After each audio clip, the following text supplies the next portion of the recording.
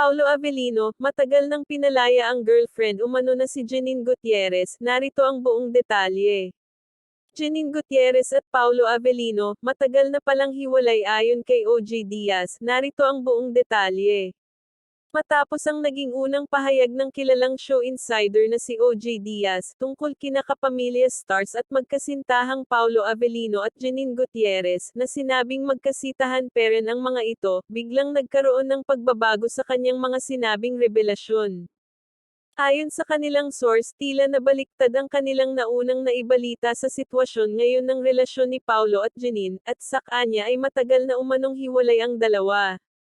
Ang pagbabagong ito sa sitwasyon ngayon ng kanilang relasyon ay tila nagbigay pag-asa sa mga tagahanga ni Kim Chiu at Paulo Avellino o kung tawagin ay mga Kim Pao fans. Ayon kanilang mga fan, ay pareho na ang dalawa na single at mas lumaki ang posibilidad na matuloy ang minimithi nilang maging magkasintahan ang dalawa. Lalo na't ngayon na mas umaalingaw ang kanilang pangalan sa mundo ng showbiz dahil sa kanilang magaling na pagganap sa kanilang nga karakter sa kanilang teleserye. Hindi maitatanggi ang taglay nitong chemistry sa likod o sa harap man ng kamera. Ang bagong ibinalitang showbiz updates na ito ni OJ Diaz ay nagbigay ng matinding excitement sa mga taga-suporta ng dalawa, na matagal nang umaasa na maging totoo ang kanilang relasyon.